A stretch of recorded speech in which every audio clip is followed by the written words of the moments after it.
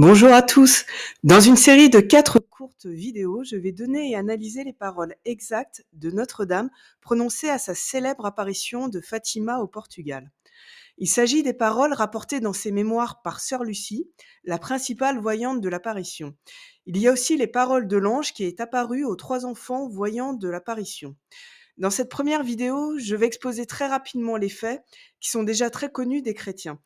Et je vais décrire en quoi cette apparition de Fatima donne une arme spirituelle pour faire face aux guerres, y compris et surtout celle de la fin des temps, c'est-à-dire celle de l'Apocalypse. L'apparition de Notre-Dame de Fatima reste dans la mémoire chrétienne comme un miracle incontestable et un événement extraordinaire, en particulier bien sûr pour les dizaines de milliers de témoins de la fameuse danse du soleil dans le ciel, ce miracle opéré par Notre-Dame pour que tous croient selon ses propres termes. Cette apparition aura apporté un démenti cinglant aux idées laïques portées par les gouvernements francs-maçons de l'époque en Europe. Elle anéantit définitivement tout ce que la libre pensée, c'est-à-dire l'idéologie franc-maçonne hostile à l'Église catholique, appelle la superstition religieuse. Les spectaculaires apparitions de Notre-Dame en 1917 étaient un appel à la conversion et à la repentance des hommes. Marie a appelé les hommes à revenir vers Dieu afin que son cœur soit touché et qu'il manifeste sa miséricorde. La miséricorde divine pouvait seule mettre fin à la Première Guerre mondiale, qui se terminera effectivement peu de temps après la dernière apparition de Notre-Dame. Elle aurait pu empêcher aussi l'avènement de la Deuxième Guerre mondiale, mais cet appel de Notre-Dame à tous les hommes et ses demandes spécifiques adressées au pape ont été trop peu écoutées pour éviter la guerre de 39-45. Il sera seulement donné aux hommes la défaite de l'Allemagne nazie, sans laquelle le monde aurait sombré dans la destruction. De même, l'ignorance des demandes de Notre-Dame ne permettra pas d'éviter les persécutions de la Russie communiste. Mais le respect tardif de ces demandes empêchera en revanche pendant la période de la guerre froide une troisième guerre mondiale nucléaire qui aurait été dévastatrice. En effet, Marie a dit lors de ses apparitions à Fatima, si les gens se corrigent, la guerre se terminera, et s'ils ne se corrigent pas, le monde va finir. Il semble donc que l'humanité soit passée bien près de l'apocalypse avec les 2 guerres mondiales. Et effectivement, lors de la Seconde Guerre mondiale, qui n'était en fait que la reprise de la Première Guerre mondiale, si l'Allemagne d'Hitler avait développé la bombe atomique avant les Américains, on ne serait sûrement pas là pour en parler. C'est pourquoi l'apparition de Fatima mérite une attention particulière. Parce qu'en cas de guerre mondiale, avec les technologies destructrices d'aujourd'hui, la dévotion à Marie et le respect de son message pourraient nous sauver. L'apparition de Fatima était un avertissement pour la fin des temps, c'est-à-dire pour l'époque de l'Apocalypse qui doit révéler Jésus-Christ et faire régner le christianisme dans le monde entier. Cet avertissement a été renouvelé par la suite lors de l'apparition de Notre-Dame à Akita au Japon en 1973. À travers cette apparition à Fatima, et comme l'a dit la Vierge Marie elle-même, Jésus a voulu répandre la dévotion à son cœur immaculé et il a associé cette dévotion à une promesse de paix dans le monde. Cette consécration de Marie, conformément à la tradition dans l'Église catholique, doit lui permettre d'accoucher de l'Église vivant à la fin des temps, celle qui doit accompagner le retour de Christ. La fin des temps et l'Apocalypse sont au cœur des spéculations qui n'ont jamais cessé autour du contenu du fameux secret, communément appelé le troisième secret de Fatima. Ce secret était connu de la principale voyante de l'apparition de Fatima, la petite Lucie dos Santos, qui est devenue religieuse carmélite une fois adulte. Elle n'avait pas le droit de révéler immédiatement et publiquement ce secret. Le troisième secret devait être dévoilé par le pape uniquement et au plus tard en 1960. Lucie aurait néanmoins révélé à une autre sœur de son couvent, qui lui demandait des indices sur le contenu du secret, que celui-ci était lié au chapitre 8 à 13 de l'Apocalypse de Saint Jean. Ces chapitres commencent par l'ouverture du septième sceau, avec le début des châtiments infligés par Dieu aux hommes qu'il n'a pas protégés de l'empreinte réservée à marquer ses serviteurs. Il se termine par le récit de la marque de la bête, autrement dit l'antéchrist, imposée aux habitants de la terre et sans laquelle ils ne peuvent plus ni acheter ni vendre. Le troisième secret de Fatima sans le souffre, car le Vatican a obstinément refusé de le révéler pendant des décennies. Finalement, le pape Jean-Paul II, sous la pression et pour clore les polémiques, a prétendu dévoiler le secret en l'an 2000. Mais ce qu'il a publié ressemble fortement à un mensonge par omission, l'omission des passages gênants pour le Vatican. En fait, tout le contexte et toutes les bribes du secret données par ceux qui ont pu le connaître démontrent que le troisième secret de Fatima dénonce l'apostasie, c'est-à-dire le reniement de la foi d'une Église infiltrée par ses ennemis au sommet de sa hiérarchie.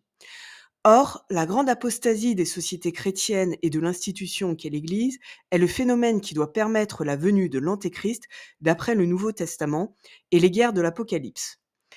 Si l'Apocalypse devait arriver prochainement, la connaissance de l'apparition à Fatima nous préparerait spirituellement à y faire face. Et si l'Apocalypse n'est pas pour notre époque, les messages et les prières donnés par Notre-Dame à Fatima sont malgré tout à connaître pour œuvrer à préserver ou restaurer la paix dans le monde. Une synthèse de ces messages est proposée ici. Mais d'abord, racontons très brièvement les faits qui sont déjà très connus des chrétiens. La Sainte Vierge apparaît en mai 1917 près de Fatima, une petite ville du Portugal, à trois petits bergers qui sont Lucia dos Santos, alors âgée de 10 ans, et ses deux cousins, Jacinta Marto, âgée de 7 ans, et son frère Francisco Marto, presque âgé de 9 ans. À partir du 13 mai 1917, la Vierge Marie apparaît tous les 13 du mois pendant 6 mois aux petits voyants. Parmi les milliers de personnes rassemblées autour d'eux à chaque rendez-vous, certaines voient des phénomènes lumineux inexplicables, mais elles n'entendent ni ne voient Notre-Dame. Lucie et Jacinta voient et entendent la Sainte Vierge et Francisco la voit seulement. Le 13 octobre 1917, au jour et à l'heure où Notre-Dame avait annoncé qu'elle ferait un miracle pour que tous croient, une foule de 50 000 à 70 000 personnes s'est rassemblée dans un lieu appelé la Cova d'Aéria. La foule assiste à un phénomène étrange qui sera surnommé la danse du soleil. C'est un miracle au cours duquel le soleil semble tourner sur lui-même, puis tomber sur la terre devant la foule effrayée. Auparavant, une pluie battante avait trempé la foule massée à la Cova d'Aéria, mais dès l'apparition du soleil dans le ciel, les vêtements de la foule et le sol boueux avaient séché en 10 minutes. La Vierge Marie apparaît et délivre de nouveau un message aux trois petits voyants. Marie n'avait pas annoncé la nature de son miracle, donc personne ne s'attendait à voir la danse du soleil, ce qui exclut une hallucination collective. Il existe des témoignages de personnes ayant aperçu le phénomène lumineux en étant à plusieurs kilomètres de distance. Le nombre de témoins du miracle est très important, puisque la foule réunissait de 50 000 à 70 000 personnes selon les estimations. Elle comprenait de nombreux curieux sceptiques qui ne pensaient pas voir de miracle, y compris des journalistes libres penseurs, c'est-à-dire francs-maçons, très anticléricaux. Ils ont pourtant reconnu la réalité du phénomène et leur incapacité à l'expliquer. Depuis, Fatima est devenue un grand sanctuaire et lieu de pèlerinage. Avant le 13 mai 1917, au cours de l'année 1916, les trois petits bergers avaient à 3 reprises reçu des messages d'un ange qui s'est présenté comme l'ange de la paix. Après 1917, Lucie, qui devint religieuse carmélite, eut d'autres apparitions et messages de la Vierge Marie, ainsi qu'une apparition de l'enfant Jésus. Francisco et Jacinta moururent très peu de temps après les apparitions, Francisco en 1917 et Jacinta en 1920. L'un des faits connexes les plus remarquables lors de ces apparitions est que les trois petits voyants ont été empêchés d'assister à une rencontre avec la Vierge Marie parce qu'ils ont été mis en prison par l'administrateur du canton. L'administrateur avait été sommé par sa loge franc-maçonne de contrer la ferveur religieuse populaire montante face aux apparitions. Sa loge lui avait donné l'ordre de faire taire les voyants. À chacun des enfants, séparés dans des prisons différentes, l'administrateur fera croire qu'il a fait exécuter les 2 autres enfants en exigeant d'eux qu'ils se rétractent.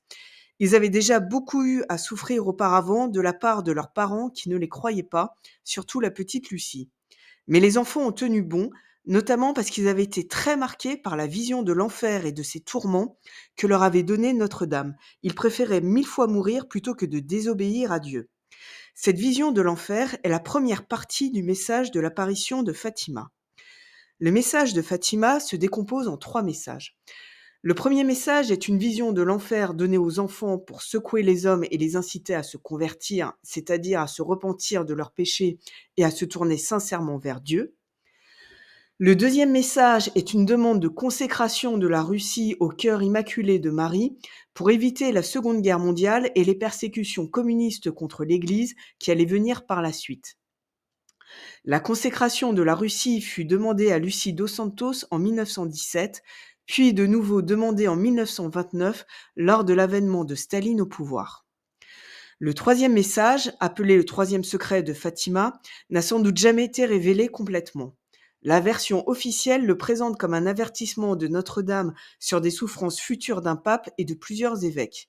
La version officieuse parle plutôt d'une trahison au plus haut sommet hiérarchique de l'Église catholique, au Vatican donc. La récitation quotidienne du chapelet fut aussi à plusieurs reprises demandée par Notre-Dame en 1917. Puis, quelques années plus tard, elle demanda la pratique de la dévotion réparatrice des 5 premiers samedis du mois. Ces appels à la dévotion forment le cœur des messages des nombreuses apparitions de Notre-Dame à partir du XIXe siècle. En rappelant particulièrement et précisément les messages de Notre-Dame à Fatima, nous verrons dans les vidéos suivantes de cette série comment ils éclairent notre foi ou, pour le dire plus directement, ce que Dieu nous demande. Merci de m'avoir écouté. N'hésitez pas à liker, diffuser cette information et pourquoi pas à nous rejoindre dans le monde non virtuel. Bonne journée et que Dieu vous bénisse.